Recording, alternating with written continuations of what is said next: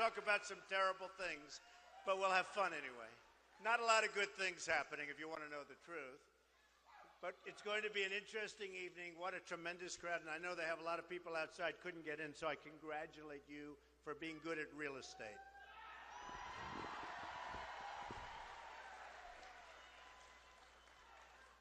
So I came over today, and I'm reading the newspapers, and what have I been talking about for years? China devaluing their currency. So they did it again to us today, folks. They're taking your jobs, they're taking your money, they're taking everything. And by the way, we owe them $1.4 trillion. How do you do that? That's like a magic act. We owe China $1.4 trillion. And I love China. Nothing wrong with China. Their leaders are so much smarter than ours. Mexico's leaders are so much smarter than ours. They laugh at our people. They tell me, because I have, as an example, with China, they buy my apartments. They spend $50 million, $40 million, $30 million, $15 million, they're the cheap ones. When I sell a $15 million apartment, it's like, China pays so much money to Trump. I have the largest bank in the world from China. They're my tenant. I don't have to worry about the rent, believe me. Many, many, many times, you take our biggest bank, Citibank, take J.P. Morgan Chase, many, many times the size. And you know what? It's amazing. People tell me, they come over, they give me a lot of money, and then we talk. Now, they didn't know I'd be running for president, otherwise they wouldn't have talked so much. It's true. And they say, we can't believe we get away with it. People from Mexico, I love the Mexican people. They have tremendous spirit, amazing spirit. They have amazing spirit. They're great. No, they're great. And I was just telling the press, there was a poll in Nevada that was just done. I'm leading in the Hispanic vote. And I'm going to win the Hispanic vote.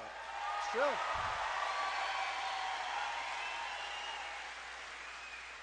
I'm also leading in the regular vote, like 32%.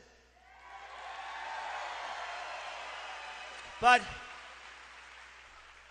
when you look at what's happening, whether it's Mexico or China or Japan or Vietnam, which is doing unbelievable business right now, their leaders are so smart and so sharp and so much more cunning. And I use the word cunning a lot because the word cunning is very important.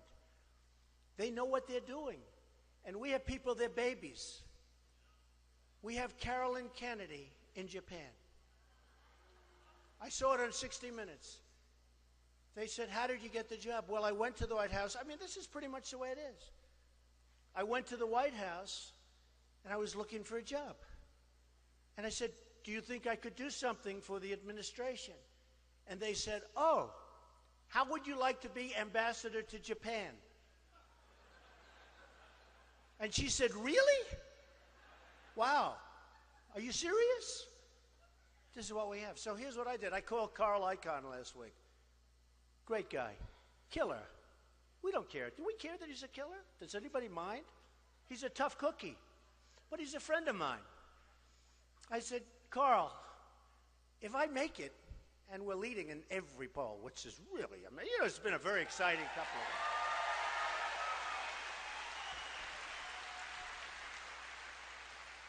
I said, Carl, you know, he's made a fortune. He's a great negotiator, talented guy, very smart guy. Went to Princeton, one of the top students at Princeton. A lot of people don't know that about Carl. And there are other people like Carl that are brilliant people and great negotiators. They don't sleep at night. Like me, we toss and turn and toss and turn. We're thinking, always thinking, ay, ay, ay. It's not easy on the family. But we're tossing and turning and scheming. That's what they are. There's no 18 hours of sleep. Does that make sense? So I said, hey, Carl. In fact, now the press will call Carl, I'm sure. But Carl Icahn, great. I said, Carl, if I get this thing, I want to put you in charge of China and Japan. Can you handle both of them? Okay? China and Japan. He said, yeah, I'll do it. I want to do it. You know what? Just relax. Everything will work out fine. We'll make great deals. Right now with China, I have a friend. He's a great manufacturer. He can't get his product into China. Can't get it in. They devalue today, the biggest devaluation in 2 decades. 2 decades. Now, you know what devalue means, right? Devalue means suck the blood out of the United States. That's what devalue means, okay? Our companies won't be able to compete. They can't compete now. And what happens is they send their product over, no tax, no nothing. And I don't want tax. I want free trade. The problem with free trade, it only works when you have really smart leaders. When you have leaders that are incompetent, oh, is it a disaster? It's a disaster. So China sends its stuff over. It dumps everything. Whatever they make, we'll take it. With us, we can't get our product over there. When Boeing goes over there, they want the technology before they buy the planes because they're opening up their own factories to produce aircraft. They want Boeing, and I said, I don't think Boeing should do it. But when you think about it, it doesn't matter because even if they didn't, they'll take it anyway and build anyway. So what difference does it make? Okay? They're smart. They're sharp. And we're not. Our leaders aren't. So my friend is a great manufacturer, and he wants to send things to China. And he comes up and sort of depressed. I said, you're not a depressed person. What's wrong? He said, I can't get my product into China. And now that it's close, they want to charge me, they call it a tariff because it sounds better than tax, you know, a little more sophisticated, right? They want a tariff of like 42%. I said, does anybody know this? And you know, when we send trucks over there, I've heard, and you people know a lot about trucks, but I hear they charge a big tariff to take the trucks. We charge nothing. We charge nothing. Now Japan, think of it. They send boatloads. I was in Los Angeles 2 weeks ago. I saw the biggest ships I've ever seen with cars. I don't know, must be thousands. I never saw so many cars. This massive ship, cars all over, being unloaded. We send them what? Beef. Wheat. We give them wheat. They don't want our product because their farmers don't want it. So it's about 19%, 18%. They send over. We do about 18%. And ours is perishable. A car really isn't. You know, car is a car. I mean, that's good stuff, right? So what happens is, I would say, you know, until it evens out, like bring your stuff down about 80%. I want to be even. The deficits we have with these countries are incredible. They're incredible.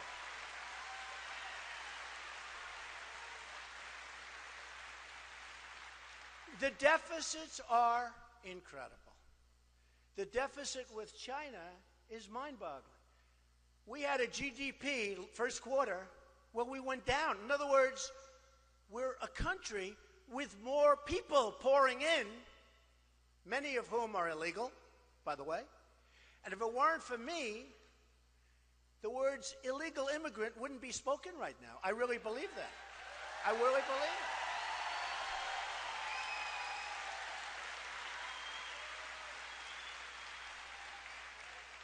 It's so incredible. And then you have the killing of Kate in San Francisco. Beautiful Kate. And it's like, just happens. This guy came in 5 times, and the 5th time was a disaster for a family, a great family, a family that I've gotten to know a little bit, and a family that I've spoken to on numerous occasions, and a family that I don't think the president has yet called, which is incredible. He hasn't called. Think of it. He hasn't called. But it's a great family, and she was an amazing woman. And then we have Jamil, beautiful Jamil, a young man shot down almost in front of his father, who's going to the deli. Good student, great football player, maybe going to Stanford. the apple of his father's eye, who was a great guy. We had a news conference together. The father is like this incredible guy. Loved his son more than anything in the world, more than anything. And his son came back from the deli, and he called the father. He used to call him old man.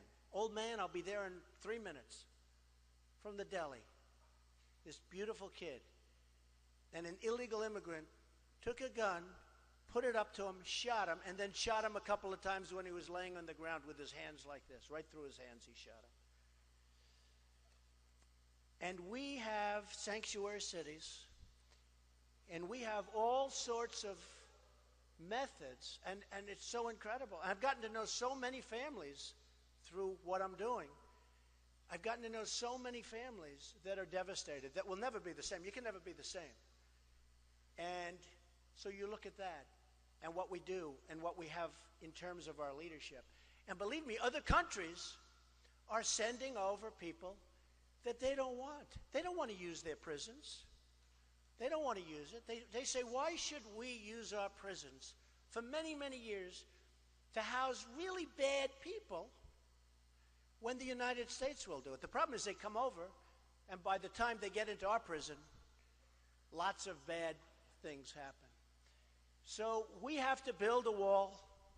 The wall...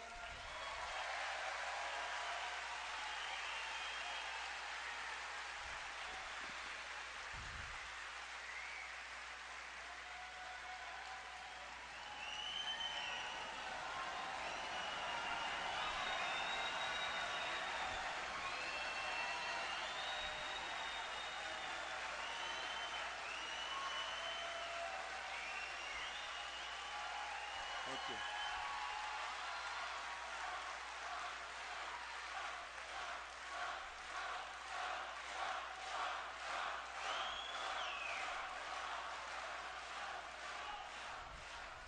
The wall will be big, it will be powerful. And by the way, I am all for legal immigration. That's what it's all about. I'm all for it. But it's got to be legal immigration. Got to be. All right? Got to be. So, you know, Jeb Bush, one of my opponents,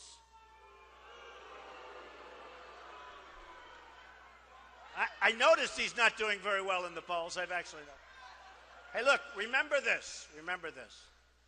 He's gone to my friends, many of my friends, and he's raised $114 million. And he may, you know, right now he's not doing well in the polls, right? Okay. So he may be doing very poorly in the polls, but he's got 114, even more than that, to spend. But just remember one thing. They'll make commercials. They'll be building him up like he's wonderful. Remember, coming in as an illegal is an act of love. Remember that line? An act of love. Tell that to some of the families, that it was an act of love. Tell them to some of the families that are devastated that that was an act of love. But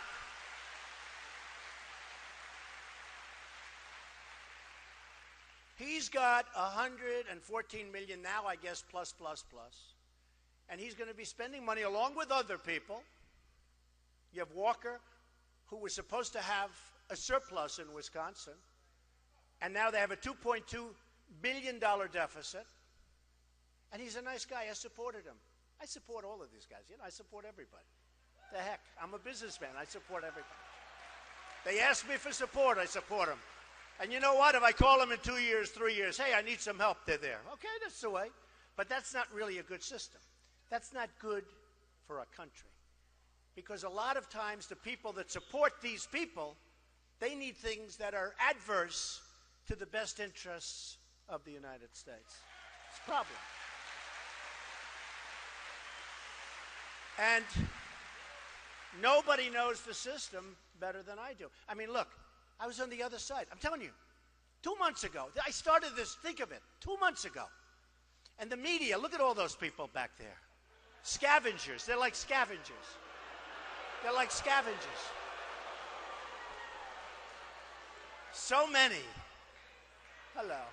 No, I see a couple that I really like. There are some that I really like. But the media doesn't tell it like it is. The media just doesn't tell it like it is. You know, I tell...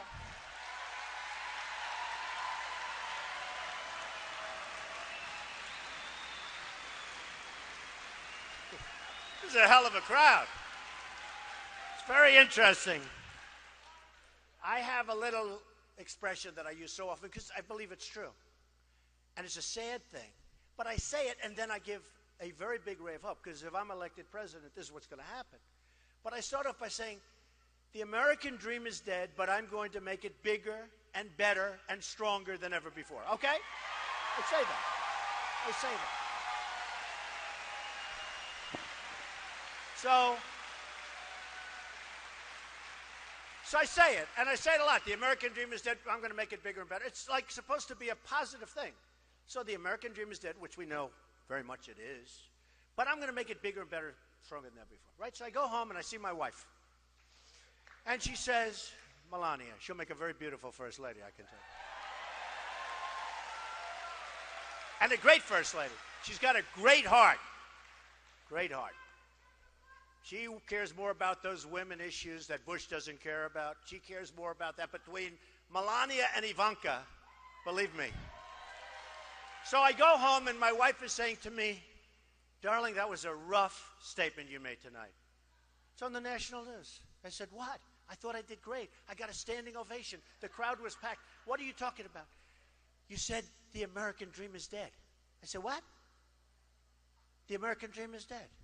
Oh, I said, let me see it. So we replayed. You know, you have these things like TiVo and things. It's really great today. You can replay from 10 years ago. It's unbelievable. So here I am. I'm standing and I'm saying, the American dream is dead. Cut. Off to the next story. I say, that's terrible. It's terrible. No, it's dishonest. Okay, it's very dishonest. It's true. It's very dishonest. Oh, could I tell you stories about the media? You know, I've always found the financial, because with financial it's a little bit easier to figure, but I've always found the financial media to be pretty good. You know, you have some guys there too, but pretty good. But the political media and the coverage, wow, it's tough. And I tell it to people because I want you to know a lot of times what you're reading isn't just not the truth. It's just not the truth.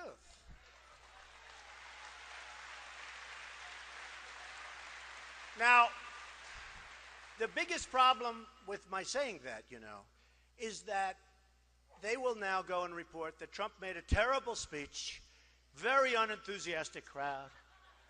The place wasn't packed and there aren't 1,000 people outside trying to get in. But who can blame them? Hey, I'd probably do the same thing if I heard this. So, you look at what's going on at the border, where Mexico is absolutely, just absolutely destroying us at the border, and others. And by the way, not just Mexico, they're coming from all over the world, people. They're going through the border, but they're coming from all over the world. They're coming from the Middle East, folks. I hate to tell you. They're coming from the Middle East. But Mexico is also brilliantly killing us on trade. Mexico is the new China. Mexico is taking plants, and for cars, it's going to be, I mean, you can forget Detroit, what it used to be. This is going to make Detroit look like small potatoes in its prime, because they're taking our factories and they're rebuilding these massive plants in Mexico. So in Tennessee, they were going to build a plant. It was a done deal, big German car company, practically a done deal. At the last moment, they decided that they're going to build it in Mexico. Watch. You know how? Like here. Believe me. So let me just tell you. Now, we have a great company, Ford. Great company or good company? What do you think? Good company, right? I like it. I don't blame them. I don't blame them. And it's very appropriate because I'm making this speech. I've told this story. People hate this story, but they love it because it really explains it. But they hate the story. It's very depressing. So Ford is building a $2.5 billion plant, right, in Mexico. They're building it in Mexico. So you say, now, how is that good for us? So I said to myself, right? No good. We don't have to be business geniuses to figure, well, they're building a plant. They're going to make, it's a massive plant, one of the biggest in the world. They're going to make all these cars, trucks, and parts. They're even making parts. It's so big, they'll make the parts, the trucks. And I actually gave them a good idea. Why don't we just let the illegals drive the cars and trucks right in through the border? They don't have to even, it's true. No, I gave them that. Save a lot of money. That'll be next. No, they'll be doing that next. So they're building this massive plant, and I said to myself, okay, let's say that Jeb Bush or Hillary or one of these politicians, all talk, no action, all controlled by lobbyists and special interests and donors, people like me from previous months, okay? Total control. Bing, bing, bong, bong, bing, bing, bing. You know what that is, right? So I said, let's say that Jeb Bush is president. Now, he's not a stupid person. I agree with you, but you know, he was so nice to me at the debate. And by the way, they said I won the debate. Is that nice? Is that nice? Right? The polls came out and said I won. And boy, did I have nasty questions. I stood up there and said, I don't believe this. Some of those questions. Actually, Rosie O'Donnell saved me. This is one time she saved me. I never thought I'd be giving credit to Rosie, but in this case, she was great. But I look at what's going on, and I say, supposing Jeb is president. Now, he knows it's not a good thing to have a $2.5 billion plant over there, and plants from Michigan and all over the place are just going to go, boom, let's close them up, boom, we're going over to Mexico, right? No tax, no nothing. Cars get made, no tax. So I said, what would Jeb Bush do? He'd probably say, that's not a good thing. And if he ever said it strongly, which he wouldn't because there's no energy there, no energy. We need energy. We need tone, you know, tone. We need tone.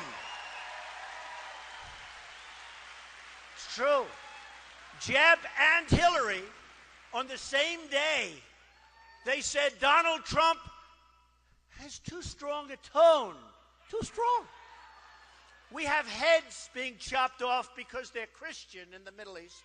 We have borders where people are being killed all over. The world is cracking up, and they're worried about my tone. I should be toned down.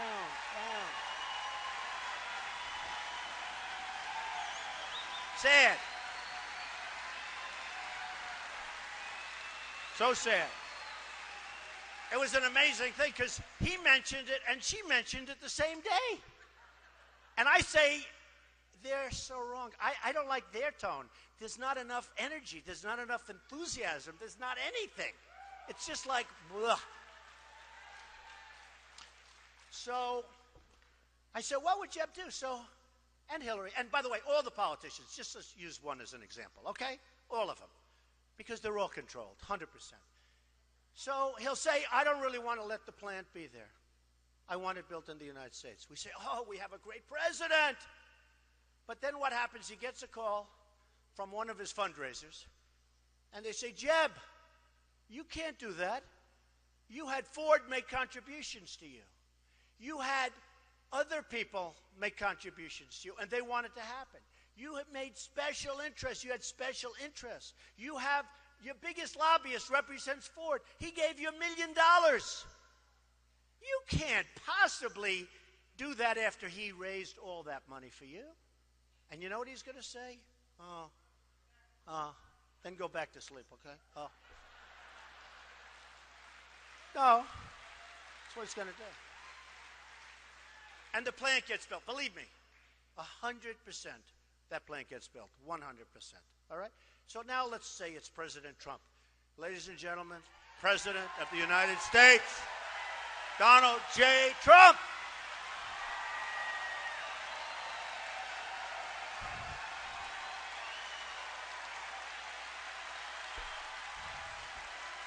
Okay.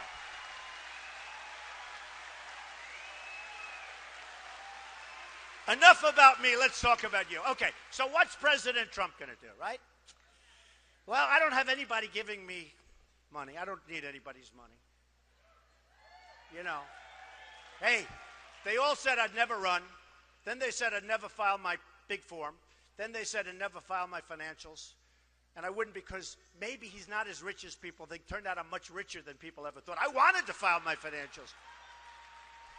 I loved it. I wanted to file them. It's one of the reasons I'm running. I wanted to file my financials because now everybody's talking. He's really rich. But they said all these things. So what would President Trump do? So I don't have money. I don't have lobbyists. In fact, I've had in the last 2 weeks, because I've hired many of the lobbyists. That's true. I hire lobbyists. They're great. They're terrific people. They can do whatever the hell you want them to do, okay? It's true. So I've had a lot of them. They've called me. They said, we want to contribute. It's amazing when you go to number 1 how these guys want to give you money. You know, if you're at number 12, I guarantee Rick Perry is not getting a lot of calls from lobbyists right now. And neither is Lindsey Graham. The 2 guys that hit me the hardest were Perry, right? Perry and Graham. They hit me harder than anybody else. Now it's Rand Paul. Do you believe it? He's the new one. I said, Rand, I've had you up to here. I've had you. I've had you up to here. No, Rand Paul the other day, I mean, I said, where the hell did this guy come from, all of a sudden? But you know what's a great honor? They hit me really hard, right? And they went down. Lindsey Graham is at 0. Legitimately, I saw it on television. 0. 0. That means out of hundreds of thousands of people, he didn't get 1 vote. And the other one, Perry, is at 2%. And he was at 5 when he started going after me. So something happened. So what would President Trump do? Here's what happens. I'll say, I don't like this deal. It's no good for our country. No good for our country. And I'm going to say, I'm not going to approve the deal. I'm not going to let it happen. I don't care. I will do everything I can. And by the way, I don't need Carl Icahn for this. I don't need Henry Kravis. I don't need any of our great guys. I don't need anybody. This is too easy. What do I want to waste their time? This is too easy. So what happens is I say, the deal is not going to be approved. I'm not going to allow it to happen. I want that plant to be built in the United States, preferably here. I mean, in all fairness, right?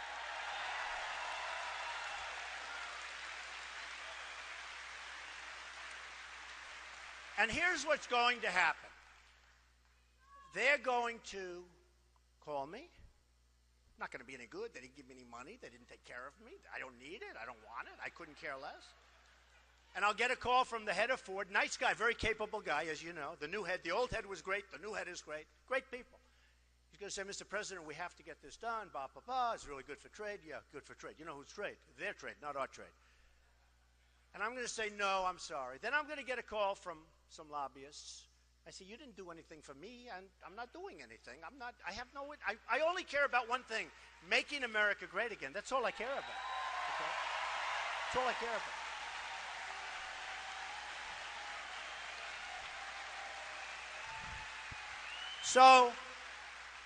So my only question, I only have one question, is do they move the plant in the United States the same day, or will it take maybe a day later? Because that's what's going to happen. It's not even a doubt.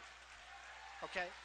And we'll end up with a plant in the United States, and we'll create jobs, and that's what we have to do. Because we're just losing so many ways. We don't have victories anymore. We just don't have victories anymore. So let's look at another thing. Let's look at this horrendous deal that we're making with Iran. Now think of it. Think of it.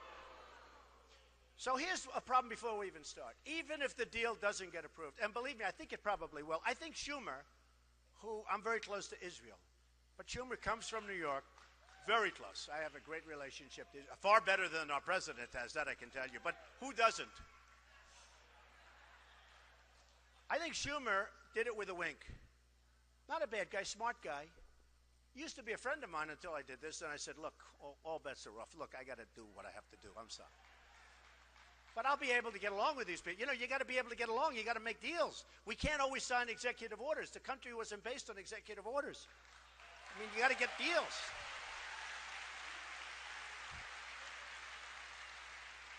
So I pretty much believe, I mean, I really know the New York City. I think they gave Schumer a little wave off. They said, look, you go ahead, oppose it, and this way you're friendly. And he has a large Jewish constituency, to put it mildly, the largest. And They said, look, you go ahead, go against it. We're going to win by, one vote or something anyway. And this way you can have either that or they're going to really take away all his power, one or the other. But I think it's the first. I think he probably got a pass, and I think that's the way politics works, and it's not so nice, but that's the way it works. But you take a look at this Iran deal, and this deal is one of the more incompetent things that I've ever seen. It's going to lead to nuclear proliferation. You're going to have countries that weren't even thinking in terms of nuclear are going to go nuclear. You're going to have money thrown around, and they have plenty of money in plenty of these countries, believe me, big, big money. You're going to have nukes all over the place where you never thought. This whole thing with, there are a couple of things. Number one, here's bad. And I heard this the other day, and I couldn't believe it. The $150 billion and the billions and billions of dollars that go to Iran. If the deal doesn't get approved, they still get the money. You ever hear this? You ever hear? They still get the money. Okay? Think of how bad this deal is. We gave up everything. For what? We should have doubled and tripled up the sanctions and negotiated a real deal. Now,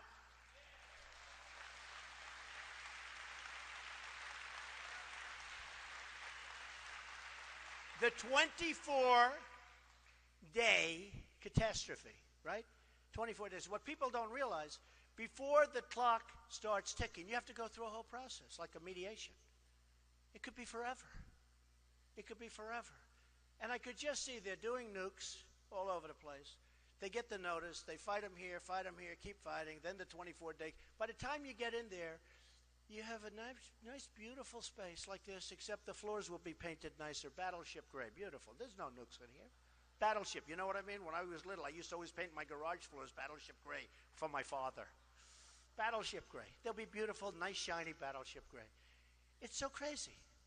And one of the things that nobody understands, and especially me, I wrote The Art of the Deal. Has anybody read The Art of the Deal? So, one of the things I don't understand, we have 4 prisoners over there. Used to be 3, now it's 4. Actually, when this long negotiation started, it was 3. Since the negotiation, this is the longest negotiation. Did you ever see a negotiation last so long? Right? Oh, he's got The Art of the Deal. Hold that book up, please. Okay. One of the great books. That's my second favorite book of all time. Do you know what my first is? The Bible. Nothing beats the Bible. Nothing beats the Bible. Not even The Art of the Deal. Not even close, okay? But you say to yourself, how do we have these 4 people, was 3, now 4? How do we have it? So at the beginning of this negotiation, first of all, you got to increase the sanctions. Then they say, oh, the other countries wouldn't do it. Well, it's called leadership. You got to get them to do it because this deal is crazy. And those other countries are very much, they need us for lots of things. We have a lot of strength with those other countries. But, when you get them and they say no, who wants this deal? This deal is a disaster. So what happens is you increase the sanctions and you let them know we're not ever giving you the money back. The money's never coming back. Okay? The money we're keeping. Okay? You're keeping. And, people are saying, just like the wall in Mexico, these stiffs, these politicians, they're stiffs. You know what a stiff is? Stiff is a person, I've seen these wealthy people in the front row. You know what a stiff is? A stiff is a person you will not hire. That's what a stiff is, okay? And these stiffs, they say, isn't it horrible? Trump says about the wall. Or Trump says he won't give them the money. Isn't that ridiculous? And now they say, we didn't want to ask for the prisoners because they thought it would be too complicated and would complicate. Think of this. By saying, here's what you do. You walk in. By the way, shouldn't be at the end. Should have been before the deal started. The end is like sort of a stupid thing, right? So you walk in a couple of years ago, long time. I mean, it's forever. World's longest deal. And by the way, this is called tapping. Tap, tap, tap. The Persians are great negotiators. A lot of bad stuff has happened during this 2 years, believe me. A lot of things are being discovered over there. And it all has to do with nuclear. During the tap. I do that too with the deal. I don't know if I want it. Maybe I do. Maybe I don't. Tap, tap, tap. I tap these poor guys along. Then I say, the market's not so good. I'll do it. I won't do it. They're tapping us along. They're tapping us along. So now I say to myself, on the prisoners, fellas, and I mean literally in 2 minutes I would have had them out. I say, fellas, I would have had them out. I would have had him out.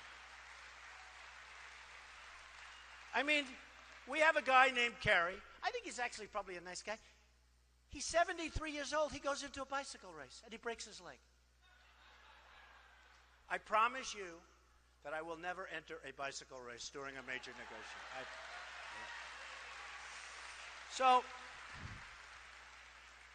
So I would have said, let's say it's me instead. Probably would have gone to do this one myself. I'd say, come on over to Washington. Let me tell you something. You don't want them. You don't need them. Your people don't care about them. We do. It sets a good tone, to use a Bush term. It sets a good tone. Really nice. If you would give us the prisoners, before we start, we want to get the prisoners. Just let them out. Bum, bum, bum. Everyone's going to say you're really nice people. You'll be able to make a better deal if you let them out. Let them out, and let them out now. And if you don't let them out, we don't want to even negotiate. Because you know what that is? That's like a sign of bad faith, right? If you can't get that.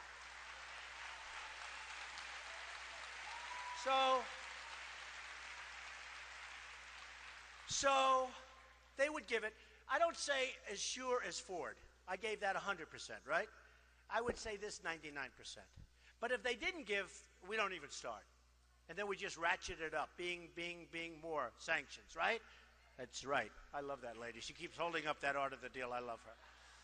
But we just keep ratcheting it up. They will give them, and we'll make a much better deal than we made, and we'll have a real deal. And I love the idea of a deal, by the way, because nuclear is a whole different world. That's big, big problems. That's the biggest problem. The worst thing we have in this world that we're living in today is the tremendous power of nuclear and weaponry. Nobody ever had power like this before. You look at Hiroshima, that's a tiny fraction of what they can do today. So I'm all for that. But the worst thing that can happen is a bad deal. That's far worse than not having a deal. The worst thing we can do is a bad deal. And this deal is beyond bad. This deal is incompetent. It's incompetent.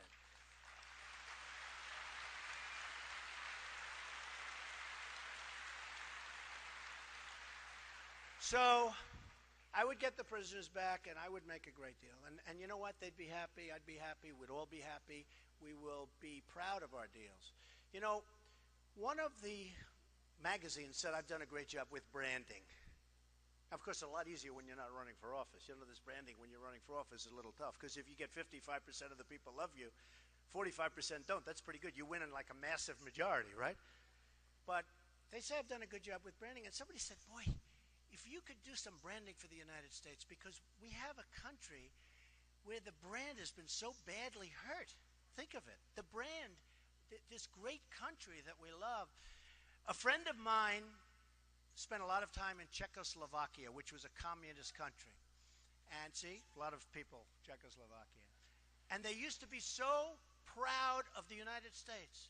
And while that country was communist, people would take dollar bills and $10 bills, and they'd put them on the windshield of their car to show how proud they are, how much they respected the United States. I said, I never heard that story. He said, yeah, you'd go around all over these communist countries, and they were so enamored with the United States that they'd put money, bills, on the window with Scotch tape, and they'd put them on, and they were so proud to have it in their car. You don't have that anymore. We don't have that anymore. We have so many problems. Obamacare is a disaster. It has to be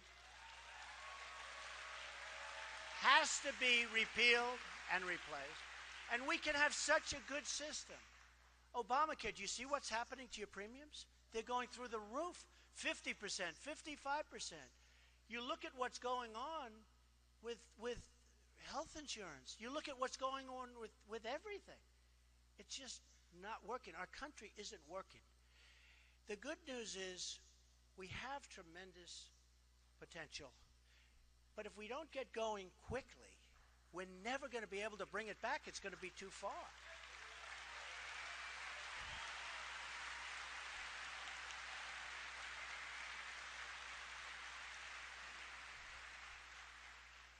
One of the things we have to do, I'm in the real estate business. I'm always getting listings, a base is for sale, something's for sale, a military something is for sale. It's always military. I say, are we going to have anything left? Are we going to have anything left? Take a look at how many bases they've sold. one of the things we have to do is build up our military so strong and so powerful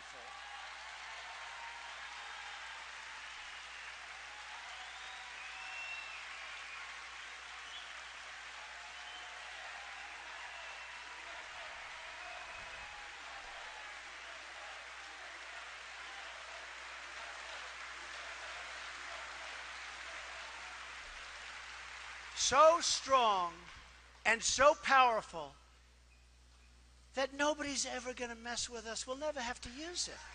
We'll never have to use it. And we can do that. We have the great technology. We have everything. But we're not doing it. We're cutting back on military, which is probably one of the worst things. You know, it's interesting. We would make it so powerful that, yes, it will cost money. But if we don't use it, we'll save a fortune because we won't have to. Putin, who I would get along with very well, I'll be honest with you. He can't stand Obama. Can't stand him. Can't stand him. I actually get along very well with people. People say, oh, is he a nice enough person? A woman comes up the other day, and I made a speech, and everybody was going crazy, and she got up and said, but Mr. Trump, do you think you're nice enough to be president? Are you a nice person? And I said, I think I am. I love people. I love charity. I love a lot of things. I think I am. But I said, but you know what, ma'am? I really think this is going to be an election. People are fed up. This is going to be an election on competence. It's competence. It's going to be an election based on competence.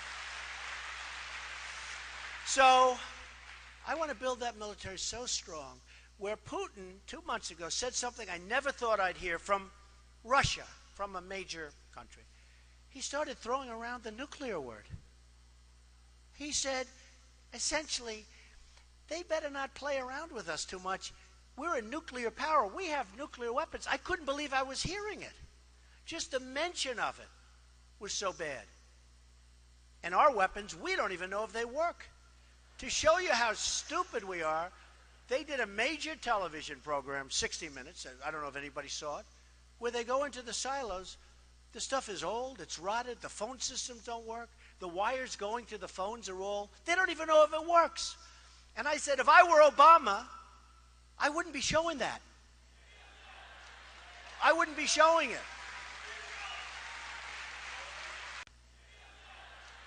I wouldn't be showing it. And they got in there because Obama wanted people to see how bad it is so that maybe they could get some money to fix it up. How stupid is this? Our enemies are looking at this stuff with 44-year-old phones and wires that don't work. And they're interviewing the people that are working in these phone systems. And they're saying, no, you can't hear. You can't hear. And I'm saying, can you believe what we're doing? It's like in the war. They were saying, we're going in 2 weeks and we're going to be attacking a certain city. You know what I'm talking about. And we're going to attack, and this is the way we're doing it, and we're going here. And I'm saying, can you imagine the great General Douglas MacArthur or George Patton, any of these great guys, listening to a president say exactly what we're going to be doing? Then I said, you know, that's smart. Because they'll do the opposite. They didn't. It was exactly as he said. So, you know, with ISIS, can you believe we can't beat ISIS? No, can you believe it? So I didn't want to say, because I really think I'm going to win. I mean, you know, I'm an optimist. I think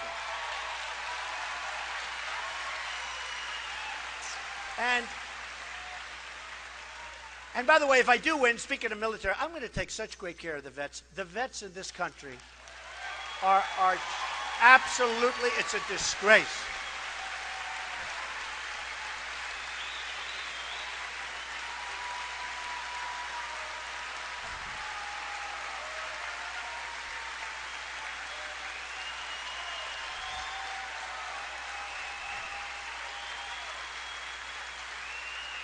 You know, 2 weeks ago on Wednesday, they had the longest wait in the recorded history of the vets, waiting in doctor's office. And in one case, somebody waited for 5 days. 5 days. Think of it. Look, we're really spoiled. most of us. We go to a doctor. If I have to wait 12 minutes, I'm like incensed. I'm going, what kind of a doctor is this? And these are people that can be really helped through the right pill or the right medicine or a small operation. We're not even talking about the big stuff. They had to wait 5 days. In one case, a man waited 6 days to see the doctor. And when he finally saw the doctor said, I can't see you, I'm going on vacation. Now think of it. No, think of it, how bad it is. And this is our politicians, all talk, no action, politicians in Washington. Okay? They do nothing except talk. And the money we spend is incredible. It's like the money we spend on the vets is incredible. We can take such great care of them. I'm going to make that one of my priorities. The military, the vets, and jobs. And jobs. And believe me, I know how to do it. I know how to manage. I know how to manage. Because it's management. But we're going to take care of these people. We're going to take care of this country. This country is going to be great again. We are going to make this country so strong, so powerful. You're going to be so proud to be a citizen of the United States.